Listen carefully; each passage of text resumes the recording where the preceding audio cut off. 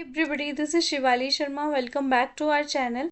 तो बात करेंगे हम आज के इम्पॉर्टेंट अपडेट की। आप लोगों को पता चल ही चुका होगा कि जेके एसएसबी की जो टेंटेटिव कैलेंडर आपका आया था 3-4 दिन पहले, अब उसके अकॉर्डिंगली आपका जो सिलेबस जो है रिलीज़ नहीं किया गया था। तो बहुत सारे बच्चों के दिमाग में ये क्वेश्चन मार्क था कि आप लोगों का सिलेबस कहीं चेंज ना हो जाए, आपको दोबारा से प्रिपरेशन करनी पड़ेगी, या फिर कुछ बच्चे जो अभी नए हैं, ग्रेजुएट्स हैं, और उनको अभी नहीं पता था कि हम लोग क्या तैयारी करें। तो फाइनली जेके एसएसबी की तरफ से ये सिलेबस आपका रिलीज़ कर दिया गया है, जिसमें आप लोग देख सकते हो जूनियर असिस्टेंट, जूनियर स्टेनोग्राफर के लिए यहाँ पे आपको बताया जा रहा है। बाकी भी जितने एग्ज़ाम है, जैसे कि FAA का जो एग्ज़ाम होगा उसका भी सिलेबस बिल्कुल भी चेंज उसमें नहीं आया हुआ। तो जो बच्चे पहले से तैयारी कर रहे थे या फिर जो अपियर हो चुके हैं ऑलरेडी एग्ज़ाम्स में पिछले साल, तो आप लोगों के लिए तो बहुत अच्छी बात है कि आप लोगों ने पहले से चीज़ें क्लियर करी हुई हैं, बेसिक्स आपके क्लियर हैं। तो आप लोगों को सिर्फ अपनी प्रिपरेशन को बूस्ट करना है और आप लोगों को एक प्रॉपर शेड्यूल बना के अपनी तैयारी को कंटिन्यू करना है। बाकी जो अभी नए ग्रेजुएट्स हैं, आप लोगों ने भी अभी पढ़ना स्टार्ट कर ही दिया होगा। अगर नहीं पढ़ा हुआ तो आपके पास इनफ टाइम है, आप लोग भी ये सिलेबस को कवर कर सकते हो। तो जो सिलेबस है, जिसमें आपको पता है 4 सेक्शंस थी आपकी टोटल, और 4 ही हैं ऑलरेडी। तो इसमें जो आप अगर बात करेंगे जनरल इंग्लिश की, तो लास्ट जो एग्ज़ाम हुआ था उसमें आपका जो वोकैब था, वोकैब पे ज़्यादा बेस्ड था इंग्लिश। और इसके अलावा हम बात करेंगे रीडिंग कॉम्प्रीहेंशन। तो वोकैब और कॉम्प्रीहेंशन ने बहुत ही एक मेजर फैक्टर मैं बोल सकती हूँ यहाँ पे था। जो बच्चे यहाँ पे इंग्लिश में कम मार्क्स आए थे, तो यही 2 रीज़न की वजह से उनके कम आए थे मार्क्स, क्योंकि ये दोनों चीज़ें टफ आई हुई थी। तो आप लोगों को क्या करना है कि इन चीज़ों के ऊपर ज़्यादा ध्यान देखना। बाकी जितने भी आप लोग टॉपिक यहाँ पे देख रहे हो, जैसे नरेशन हो गया, आर्टिकल्स हो गया, मोडाल्स हो गए, ये सब आपको फ्री के नंबर देके जाते हैं, आपको जस्ट इनकी प्रैक्टिस करनी होती है। और ये जो आपका पैराग्राफ है ये भी इजी ही आते हैं, जिसमें आपके फ्रेजेस होंगे, नाउन्स, होमोनियम्स, होमोफोन्स, ये सब इजी हैं। बस आपको अपना वोकैब, इडियम, फ्रेजेस, इनको जो है ज़्यादा से ज़्यादा इसके ऊपर ध्यान देना है। और जिन बच्चों को ग्रामर नहीं आता तो वो लोग ग्रामर को अच्छे से पढ़ें, ठीक है। तो ये जो सिलेबस है, इसके अलावा अगर मैं बताऊं आपको कि अगर ये सब सिलेबस की आपको एक कंबाइंड फॉर्म में पीडीएफ्स चाहिए, और अगर आप लोग हमारे कोर्स में एनरोल करना चाहते हो, जस्ट एंड जस्ट 149 रुपीज़ में आप लोगों को ये कंप्लीट स्टडी मटेरियल प्लस 7 आपको फुल लेंथ मॉक टेस्ट आपको देखने को मिल रहे हैं, जो कि आप लोगों की स्टडी में, आप लोगों की तैयारी में 4 चांद लगाने वाले हैं। बिकॉज यहाँ पे जो आपको ये मॉक टेस्ट मिलने वाले हैं, इसमें आपको कंप्लीट एक्सप्लेनेशन भी देखने को मिलेगी। और इसके साथ ही साथ आप लोगों के ऑलरेडी 3 मॉक टेस्ट हो भी चुके हैं।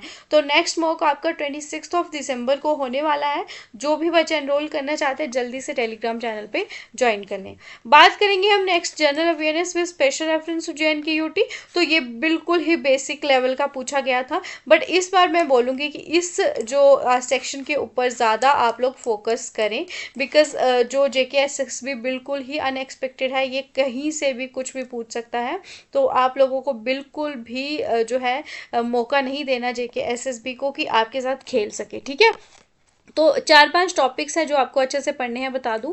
पॉलिटिकल एंड फिजिकल डिवीजन 2 या 3 मार्क्स का आएगा। Indian culture, heritage, freedom struggle, ये भी 2 या 3 मार्क्स का। इस तरह से ये आप लोगों को डेमोग्राफी एंड सेंसस, इसके ऊपर कोई क्वेश्चन ज़्यादा नहीं बनते हैं, लेकिन 1 या 2 मार्क्स के आपके पूछ सकते हैं।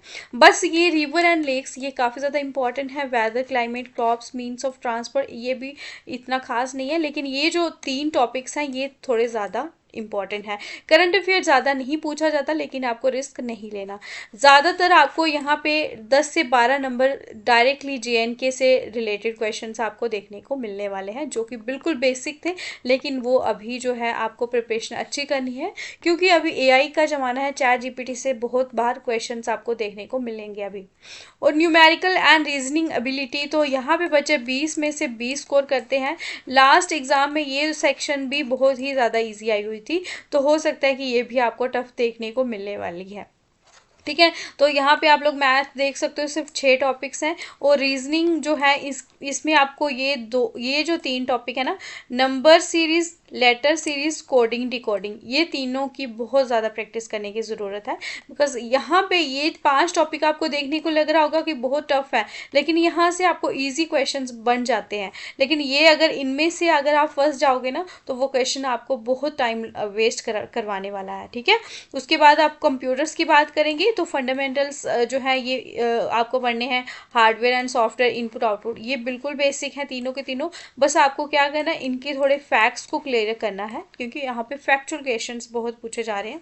उसके अलावा आपके ये MS वर्ड यानी कि आपका माइक्रोसॉफ्ट ऑफिस, इसको आप मान के चलो 5 से 6 नंबर का आपसे पूछा जाएगा, जिसमें आपको 3 से 4 नंबर की आपको शॉर्टकट कीज भी पूछ सकते हैं। इनके रिलेटेड आपके बहुत सारे क्वेश्चन बन जाते हैं, तो ये आपको अच्छे से पढ़ना है। ईमेल एंड इंटरनेट, ये भी आपसे पूछ सकते हैं, और ऑपरेटिंग सिस्टम के ऊपर बहुत क्वेश्चन बनते हैं। तो ये सारा का सारा सिलेबस मैंने आपको बताया। अगर आप लोगों ने तैयारी नहीं करी है तो 1 महीने में आप लोग अगर अपना सिलेबस कंप्लीट करते हो, नेक्स्ट मंथ में आप बहुत सारे मॉक टेस्ट दोगे और आपको सेक्शनल टेस्ट देने हैं। इससे क्या होगा, आपकी तैयारी अच्छी हो जाएगी। यूट्यूब पे आपकी क्लासेस कंटिन्यू होने वाली हैं, आपको जस्ट अभी प्रैक्टिस करवाई जाएगी MCQs की, ठीक है। तो ये डिटेल्ड लेक्चर आप लोग पढ़ लेना, या फिर बुक से रेफर कर सकते हो। बहुत सारी वीडियोस यूट्यूब पे अवेलेबल है, वहाँ को आप रेफर कर सकते हो।